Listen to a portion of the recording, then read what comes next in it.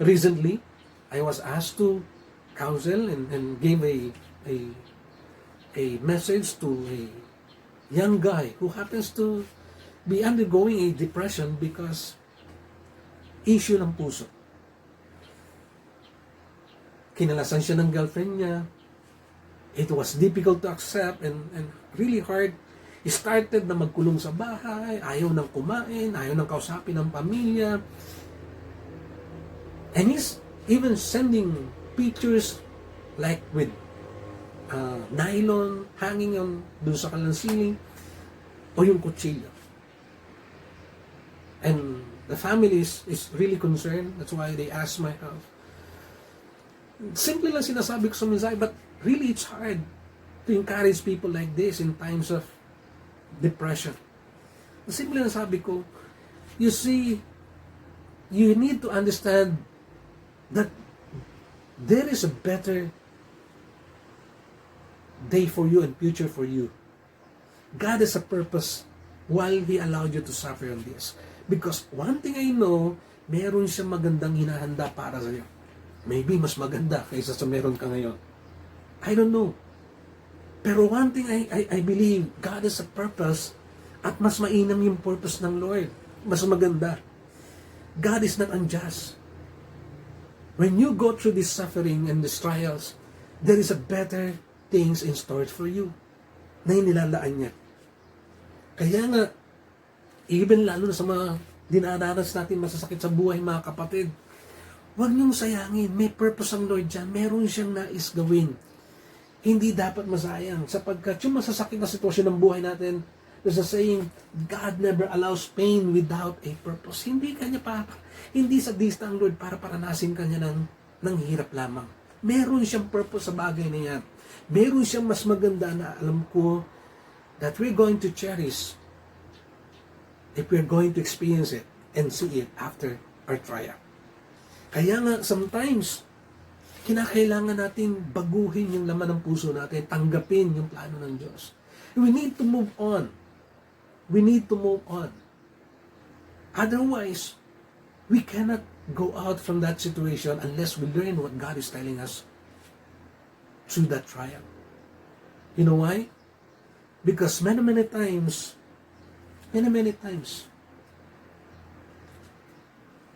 God will not change our situation because He's trying to change our heart. Hindi babaguhin ng Panginoon yung ating sitwasyon hanggat hindi nagbabago yung ating puso. You know why? Because mas interesado siya sa character natin in changing our character than in answering our prayers. Mas interesado siya at mas mahalaga sa Kanya kung ano yung magiging ano tayo kaysa doon sa pinapanalangin natin na makamit natin. Mga kapatid, definitely, God is using this pandemic, this situation to teach us and change us. So, paano na po yung natutunan natin? I'll just summarize what I've learned from this pandemic, from this situation. First, the Lord is teaching us that life is fragile. Life is fragile. Ang ibig sabihin, ang buhay ay napaka-delicate, it is short. Sa isang iglap, pwedeng mawala. Nakakita natin yan. You'll never, sa dami ng buhay na nawala ngayon. Life is so fragile. Ikalawa, the Lord is teaching us that health is actually vital. Health is vital. Mahalaga ang kalusugan natin kaysa ano pa mang bagay, kaysa sa ating mga trabaho. So stop killing yourself. Give time and concern to your health. Also, God is teaching us that wealth is actually futile. Wealth is futile. It's useless. Why? Anong silbi naman inipon mo, pinaghirapan mo, na sa isang life, pag tinamaan ka ng virus, ay hindi mo mapapakinabangan, hindi mo madadala sa kabilang buhay. Wealth is futile unless you use it to help other people. So reflect. What are you working for? Para sa aming pinaghihirapan mo. We have to realize that these things has a purpose, and unless we use it for others and to help others, it will be futile. Nakakatuwa nga, di ba? Sa panahon ngayon, nung wala pang COVID, nung wala pang virus, totoo yun. Everybody in our pictures in Facebook, we would like to portray as if we are wealthy, we are rich. We have everything. Diba? Bubble tea, everything that we can post in the Facebook. But after this pandemic, everybody wants to look poor and miserable. After this pandemic, after this coronavirus, lahat ang gusto. Why? They were seeking to receive a relief or a support. Nakakatuwa. Another lesson that we'll learn in this pandemic is that selflessness is crucial.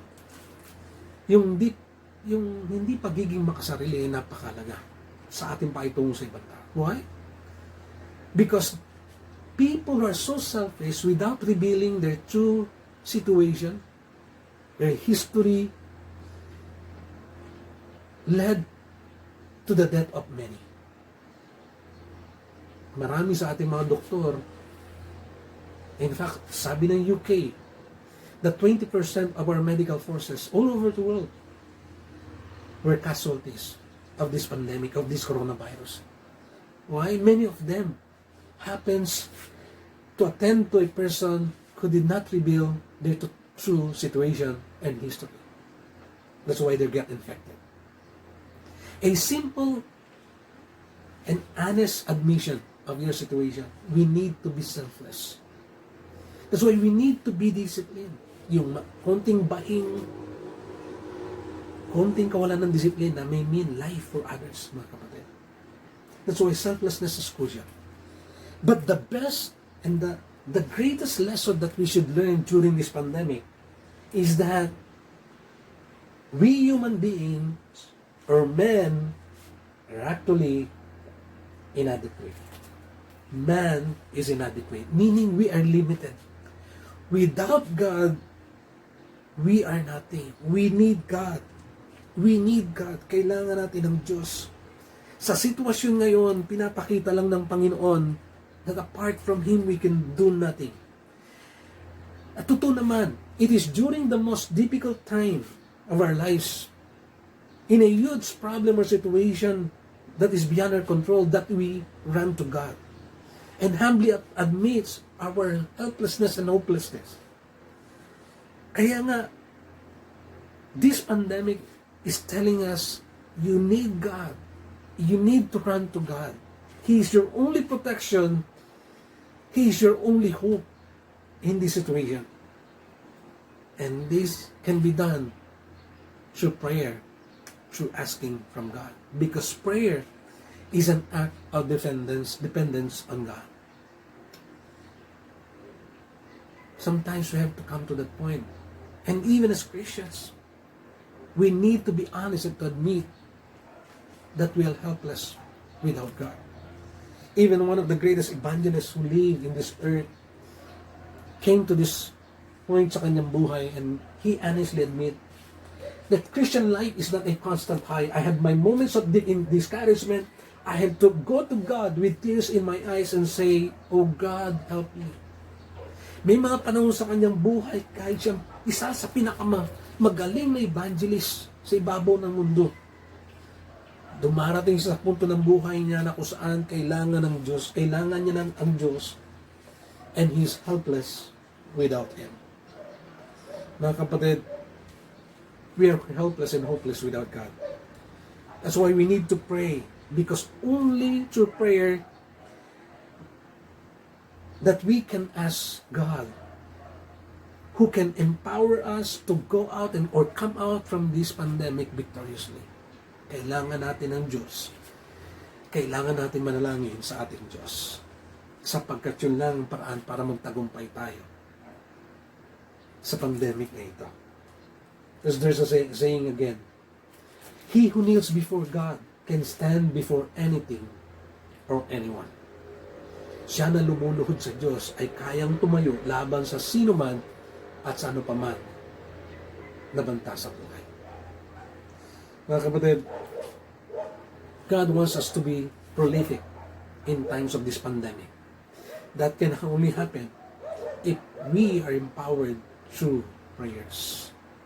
We need wisdom. We have to come to Him. Lastly, thirdly, we should properly respond. Let me go through this. By expecting our prize. We can properly respond to trials when we expect the prize. Isa sa pinakamasarap na karanasan that the Lord has given me and an opportunity to experience last year is actually the time being an athlete, a time when together with my team, Alliance team, we won the 2019 GCC All-Filipino Table Tennis Tournament sa buong GCC. This is something, mga kapatid. Because the event was unforgettable dahil it was with the team. I'm already used to winning singles titles during the previous years, but team event is different for us. It's a collective effort. Yan po masarap dito sa tournament championship na ito na naranasan namin. This tournament was done for 2 consecutive days in Dubai. Hindi po madali. Bilang anchorman ng team, as the first player, I have to win every first game to assure us that we'll be competitive every matches na ilalaban po namin. And during those times, every game na nilalaro po namin was really tough. It was very tiring and it's taking tolls in our bodies. Especially sa akin bilang pinakamatanda doon sa team. I'm the oldest among the team. Ano po? Kaya nga, it was very tiring for us. That's why when we reached the finals, every one of us already exhausted. Sobrang pagod na po. There are times that I have to take a shower in the middle and sleep just to gain strength. But really, it was very tiring. And worse, when we reach the finals has to be played in the middle of the night. In a best-of-7 format, longer than the previous ones na nilalaro po namin.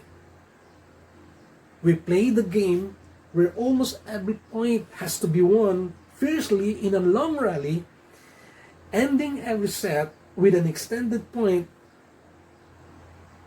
very close na laban.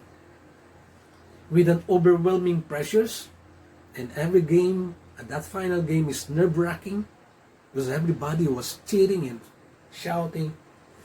God favor us to get the championship. We won. We won. Yung buong team po namin was really rejoicing.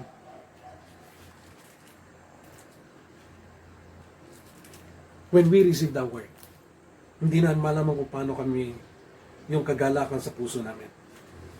And although we were informed that we won't have any cash prize dahil sa sobrang gastos ng tournament, naubos yung pondo. It's amazing. But nobody cared. Wala sino man sa amin nag-isip at nalungkot. Wala po. Wala. I'm happy for the team. Really. You know why? Because we were fixated and focused on the trophy that we have received as a token of our victory in coming out from one of the hardest fought game that we ever played as a team. Isa sa pinakamahirap, that's why kahit wala kami nung pera na dapat namin tanggapin, but we have won the championship and we have this token, this award. As a proof of that, we don't care. We are happy and rejoicing. That is our attitude.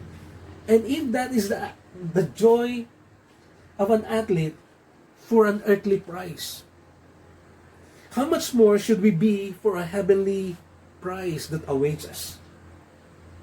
How much more? Kung ganun yung joy namin para sa trophy na nasisira naman, how much more it should be para sa ating prize na inaantay mula sa Panginoon. That's why the Apostle Paul said in 1 Corinthians 9:25, everyone who competes in the games goes into strict training. They do it to get a crown that will not last, but we do it to get a crown that will last forever. It is beyond. The joy is beyond. Why? Because it's lasting. The prize is lasting. That's why in verse 12, James said, he ends up saying, blessed is the man who perseveres under trial, because when he has stood the test, he will receive the crown of life that God has promised to those who love Him.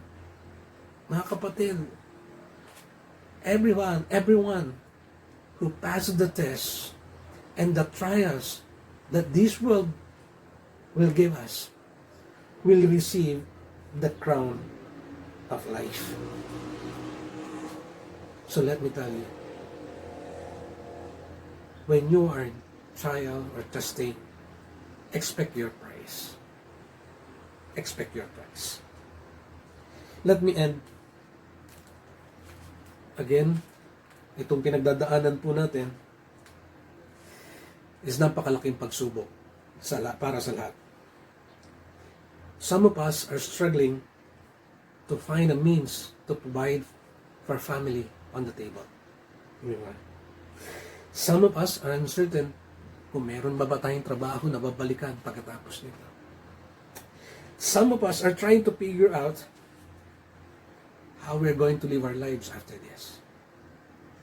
But there are those who are still going through the danger of this fatal disease right now. As some of you may know, may be aware, na mayroon po tayong mga kapatid who were stricken by the virus, by this COVID-19. Some have gone already, victoriously. They went out by the grace of God, and praise the Lord. But some are still going through fighting for this life, for their life. Meron pa po tayong mga kapatid na dumadaan sa pagsubok na ito. And I can imagine every night they sleep. As they sleep, they will lie down and on their beds, hoping that they will wake up to be alive and to see another day. It's not easy.